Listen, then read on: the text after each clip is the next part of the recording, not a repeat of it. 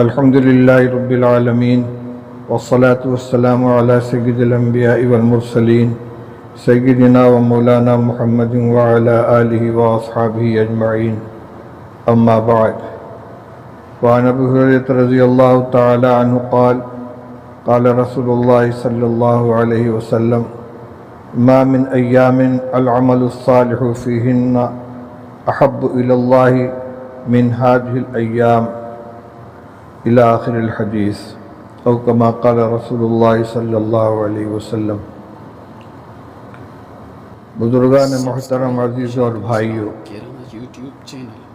آج ذی قعدہ کی 29 تاریخ تھی اور اب غروب آفتاب کے بعد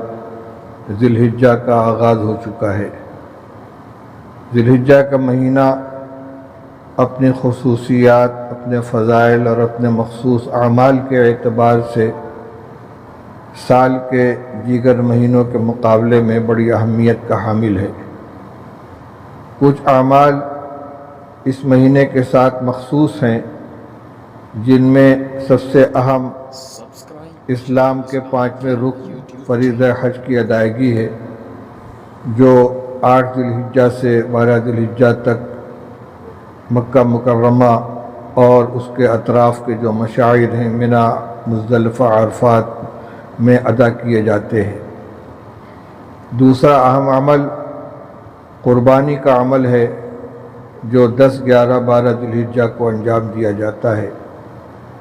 ان کے علاوہ کچھ اور بھی اعمال ہیں۔ اسی مہینے میں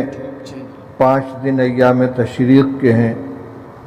9، 10، 11، 12، 13 ذی الحجہ۔ پھر پہلا عشرہ یعنی پہلی ذی الحجہ سے لے کر 10ویں ذی الحجہ تک کا جو عشرہ ہے، اس کی خاص فضیلت حدیث پاک کے اندر وارد ہوئی ہے۔ ابو ہریرہ رضی اللہ تعالیٰ عنہ کی روایت ہے کہ رسول اللہ صلی اللہ علیہ وسلم نے ارشاد فرمایا کہ کوئی دن ایسے نہیں ہیں کہ جن کے اندر اعمال اللہ تعالیٰ کے نزدیک ان دنوں میں کیے جانے والے اعمال سے زیادہ محبوب ہوں، ان 10 دنوں میں کیے جانے والے اعمال سے زیادہ محبوب ہوں۔ صحابہ رضی اللہ تعالیٰ عنہ نے پوچھا ولل جہاد یا رسول اللہ، کیا اور دنوں میں کیا جانے والا جہاد فی سبیل اللہ بھی ان 10 دنوں کے اعمال سے زیادہ محبوب نہیں ہے؟ آپ نے فرمایا ہاں، وہ جہاد جو اور دنوں میں کیا جائے ان ایام میں کیے جانے والے نیک اعمال کے مقابلے میں زیادہ محبوب نہیں ہے، الا یہ کہ کوئی شخص اپنی جان اور مال دونوں کو لے کر نکلے اللہ کے راستے میں اور پھر اس میں سے کوئی چیز لے کر واپس نہ آئے۔ اس حدیث پاک سے اس پورے عشرے کی فضیلت معلوم ہوتی ہے، اور اس میں ما من ایام العمل الصالح کا لفظ استعمال کیا گیا ہے، تو جو مخصوص اعمال ہیں اس عشرے کے، ان کے علاوہ اور بھی جو دوسرے اعمال ہیں نیک، ان سب کو بھی میں اہتمام کے ساتھ انجام دینا چاہیے۔ من جملہ ان کے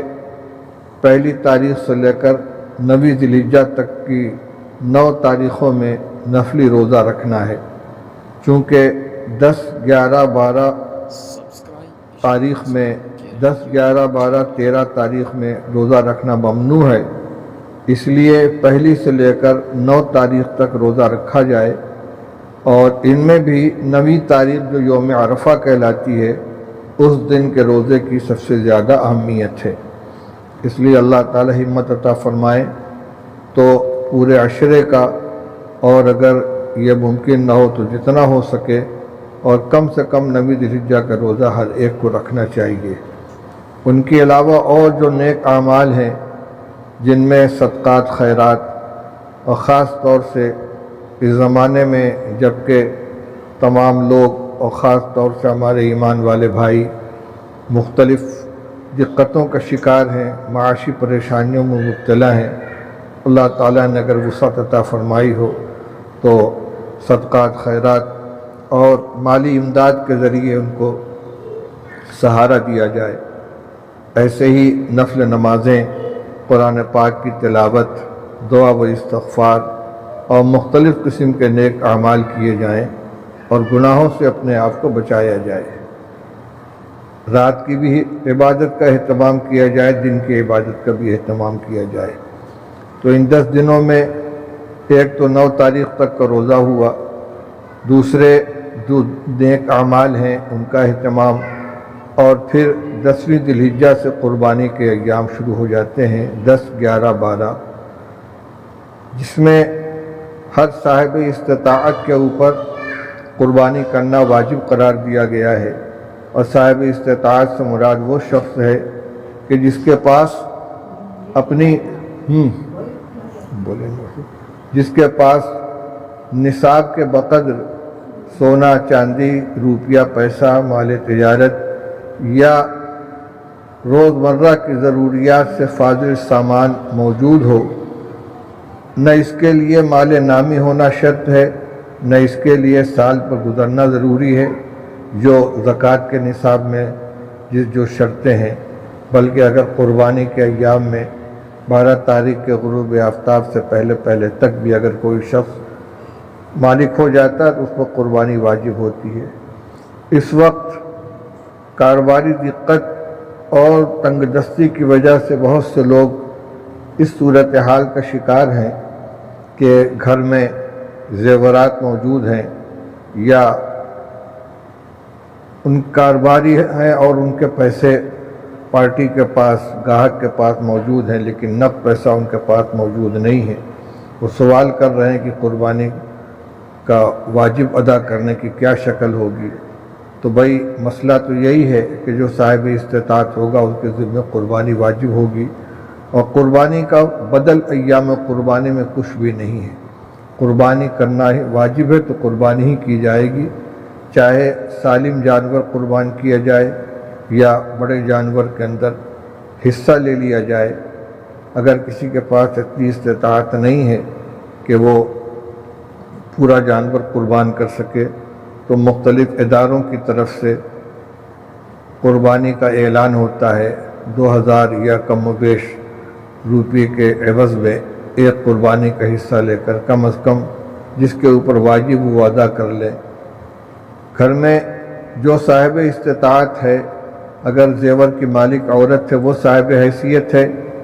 تو اس کی طرف سے قربانی ادا کر دی جائے، اگر شوہر صاحب استطاعت ہے تو اس کی طرف سے ادا کر دی جائے، یا چند لوگ مل کر کوئی ایک بڑا جانور لے لیں اور سب اپنا اپنا حصہ اس کے اندر شامل کر لیں۔ یہ قربانی 10ویں تاریخ سے لے کر 12ویں تاریخ کی شام تک کسی بھی وقت کی جا سکتی ہے۔ ایک عمل تکبیر تشریق کا ہے کہ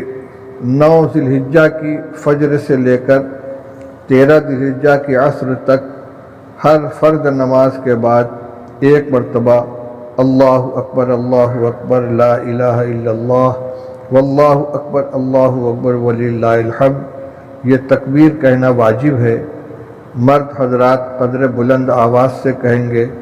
اور خواتین پست آواز سے یہ تکبیریں کہیں گی۔ تکبیر واجب ہونے کے لیے نماز کا باجماعت ہونا بھی شرط نہیں ہے، تنہا نماز پڑھنے والا بھی تکبیر تشریق ادا کرے گا۔ عید قربان سے پہلے قربانی سے پہلے عید الاضحیٰ کی نماز بھی ادا کی جاتی ہے۔ اس وقت حکومت کی پابندیوں کی وجہ سے جہاں جس طرح بھی ممکن ہو عید الاضحیٰ کی نماز ادا کرنی چاہیے، اور گھروں میں عورتیں 2 رکعت نفل چاشت کے وقت میں ادا کر لیں، ان کے ذمہ عید الاضحیٰ کی نماز واجب نہیں ہے۔ یہ مختصر سے احکام تھے جو اس سے متعلق ہیں، وہ آپ کے سامنے عرض کر دیے گئے، اور آج کی شب میں اس کو بیان کرنے کا مقصد یہ ہے کہ یہ مہینہ، یہ عشرہ جو شروع ہو رہا ہے تو ہم اس کی قدر کریں اور اس میں اللہ تعالیٰ توفیق عطا فرمائے تو جتنے زیادہ سے زیادہ نیک اعمال ہو سکے ان کو ادا کریں۔ دوستو ایسی ہی اسلامی خبروں کے لیے ہمارے یوٹیوب چینل اشاعت الاسلام کیرانہ کو ابھی سبسکرائب کریں، بیل آئیکن دبائیں اور اس ویڈیو کو زیادہ سے زیادہ شیئر کریں، لائک کریں۔